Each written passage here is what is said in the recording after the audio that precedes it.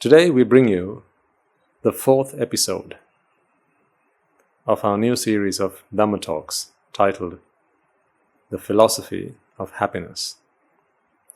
As you'll know, the purpose of these talks is to introduce to you perhaps a side of Buddhism that you may not have seen or realized before. Buddhism is a religion that is practiced all over the world by all sorts of people from all walks of life.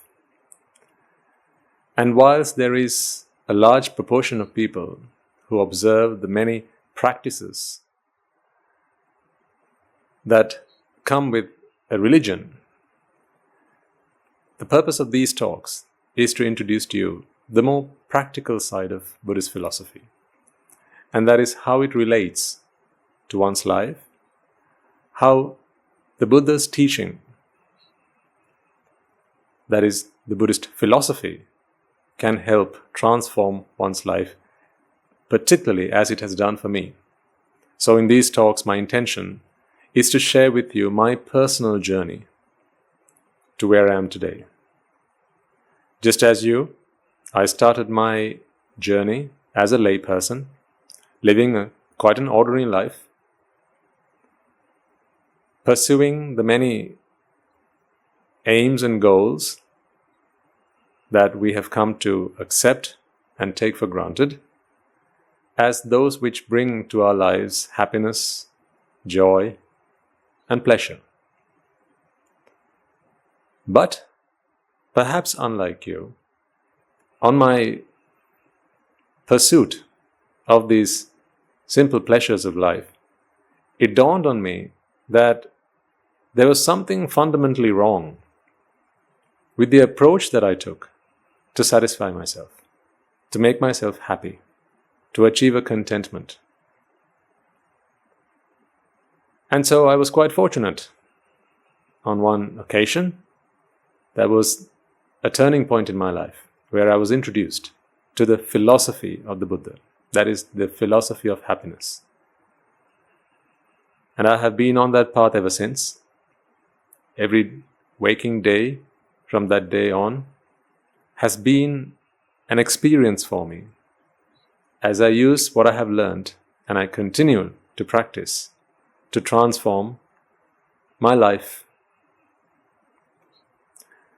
So my intention as we continue with these talks and this series is to share with you what I have learned, and in the hope that they may help many others just like me, men, women and children all over the world. These are challenging times that we live in. I suppose all times are challenging times because the challenges vary. The fact that there are challenges does not vary, but the challenge varies. So right now we live in the midst of a global pandemic and we are learning how to cope with this. In other times in our lives, there may be climate change, wars, famines, and various other challenges that we have to face, both as humanity, a human race, as well as individually as persons. So as we go through life, we need a philosophy that can guide us and that can keep us on track to achieving our fundamental goal, the very thing that we are all striving for. As we discussed in a previous talk, there are very many things that we do in life, and these things can be numerous. You and I are different in what we do. You may be different from someone else you live with, or maybe someone who you work with, or your neighbor, your fellow citizen, in what you do. However, we are all united. We are all very similar in the purpose behind why we do these things. And as you know, that purpose is happiness.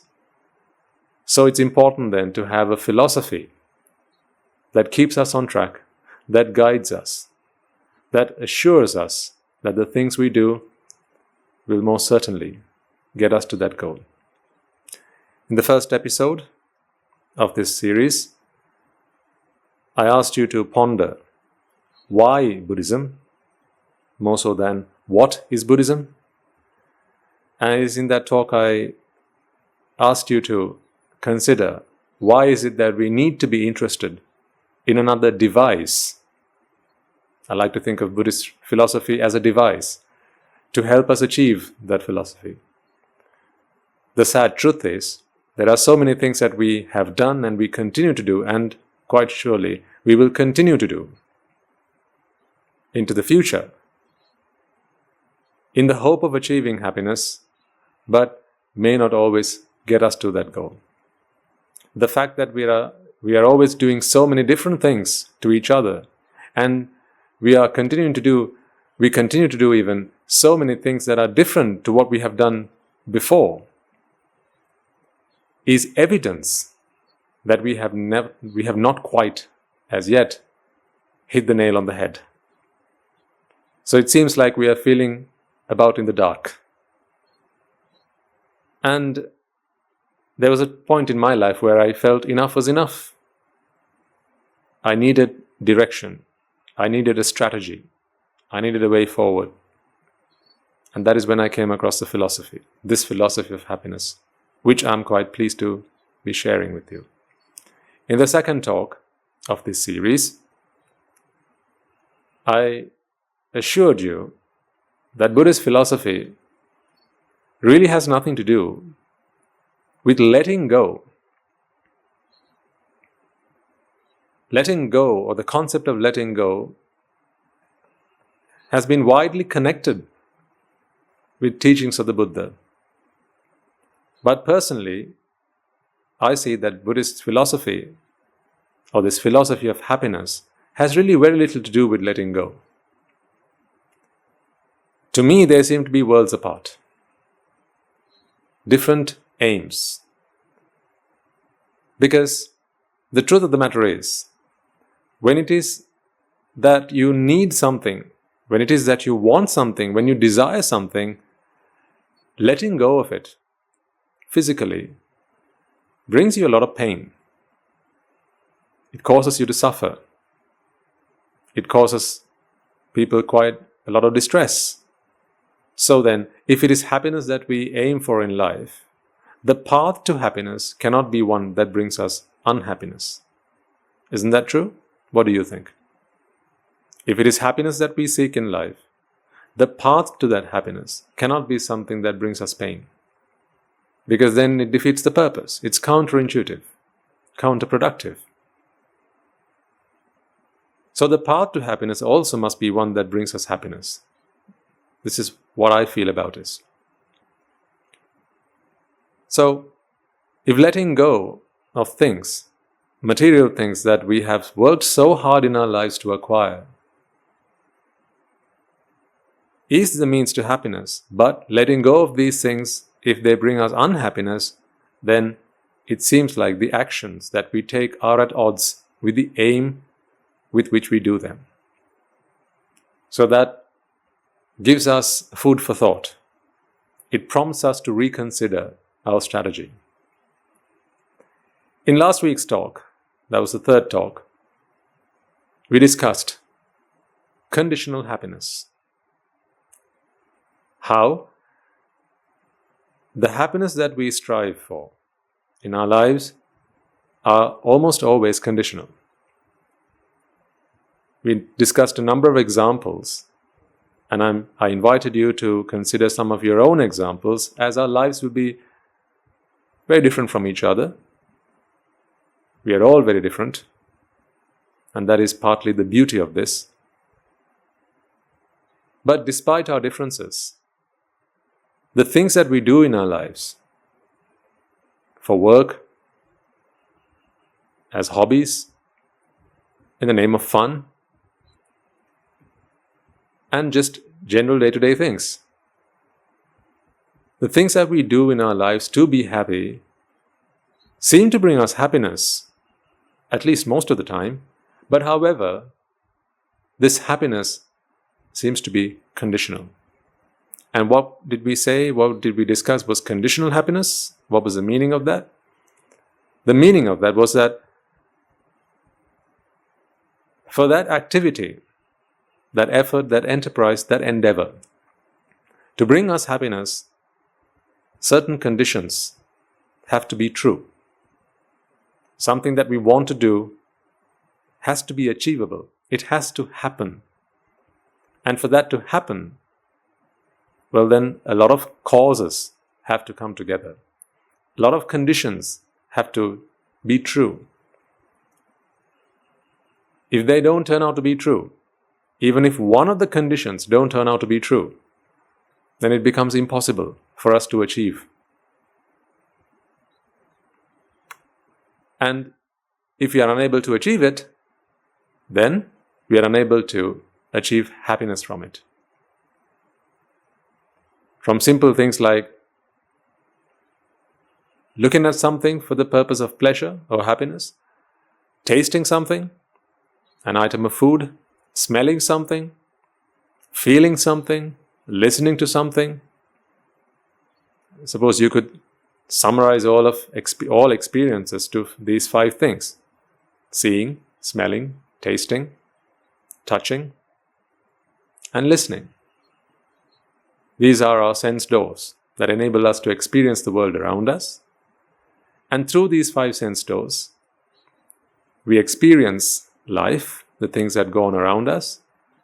And when we hope to achieve happiness through these 5 sense doors, the happiness that we achieve is always conditional, because numerous factors have to line up to enable us to achieve that which we believe brings us happiness. So this is the basic premise of what we discussed last week. So today we will continue with that discussion by taking a glimpse into unconditional happiness. If such a thing is really achievable, what does it really mean? Is that simply a fantasy? The concept of unconditional happiness. So that is what we will be discussing today. And, as usual, before we begin, let us pay veneration to the Lord Buddha, and we will continue with the talk.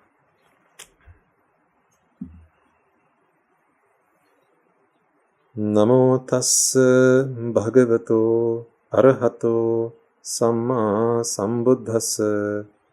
Namo tassa bhagavato arahato samma sambuddhassa. Namo tassa bhagavato arahato samma sambuddhassa. Unconditional happiness. What is unconditional happiness?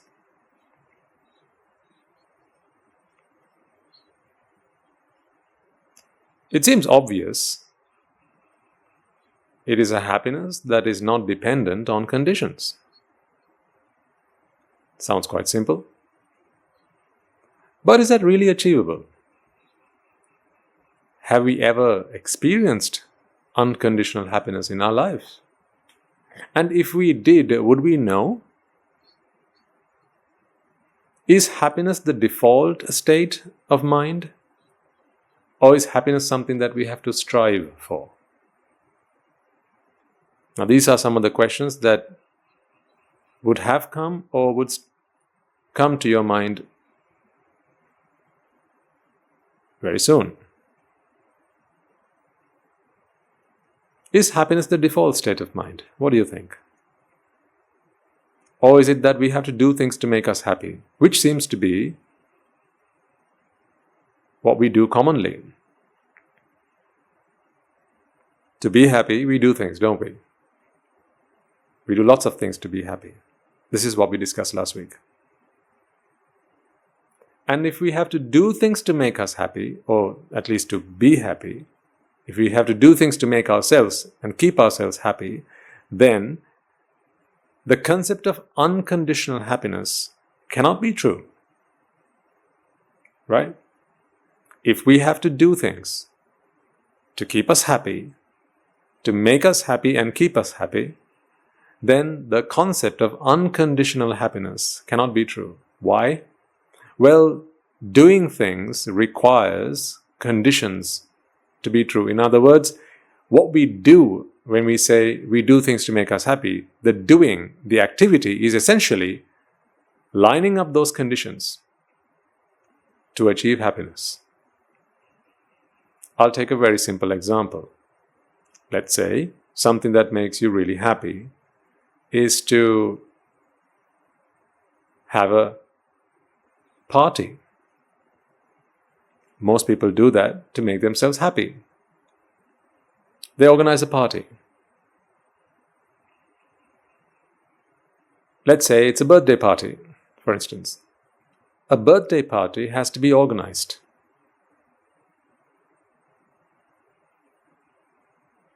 On a small scale or grand scale. Either way, it has to be organized. It could simply mean inviting a couple of friends over and ordering a takeaway. Maybe getting a birthday cake. And maybe having some drinks and just having a good time, watching a film, perhaps. Or maybe you book a venue. On a grand scale, you organize a concert. You invite all your friends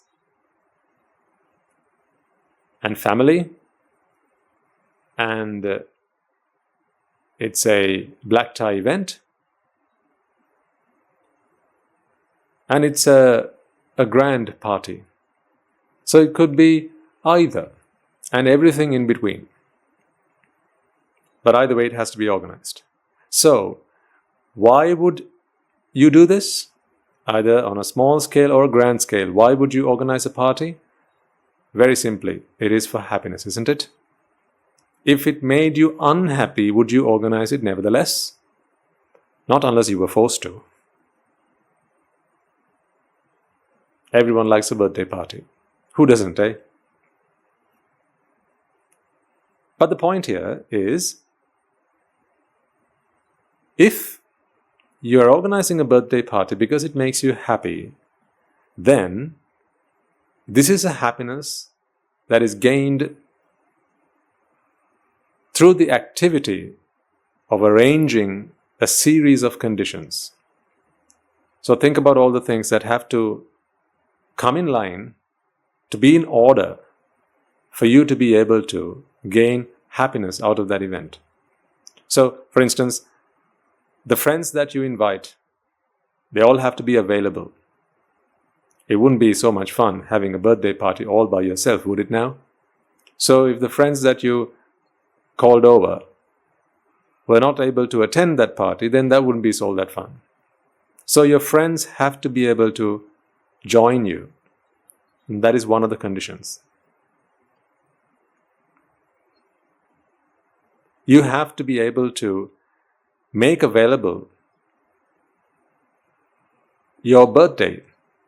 So whichever day of the week that might be, whichever day in the calendar that might be, if that day is one on which you will be working, for instance, or you have other commitments, and you don't see any day that is suitable for you to be able to organize a party, then that's not going to be achievable.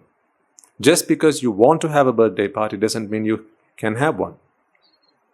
Why is that so? It's because conditions have to be true for you to be able to have that party. Also, you may have to spend some money on a birthday party. It may be that you'll have to order some food. You'll have to buy some things. And so you have to have the money for that. There are some people who just can't afford a party, and there are others who just don't like to spend money on a party. Either way, if you want to have a party, then that will require you having some spare cash that you can spend on it. And if it's a separate venue that you want to organize, then that venue has to be available. It could be a hotel. It could be some other hall somewhere. Or it could be maybe at a friend's place. Either way, this venue has to be available. And again, that means various conditions have to be true. So you see, even something as simple as organizing a birthday party, if you want to have a party and that makes you happy, or because it makes you happy, to achieve that happiness, you need to have numerous conditions come true. So this is conditional happiness. Now, today I'm talking to you about unconditional happiness. Is it possible to be happy without conditions coming true? Meaning, is it possible to be happy without actually doing anything? Making no effort, making no endeavor, without engaging yourself in any enterprise. Is it possible to achieve that sort of happiness? And also, is that a happiness that needs to be achieved, that being the case? Or are we just happy already? These are questions I invite you to consider.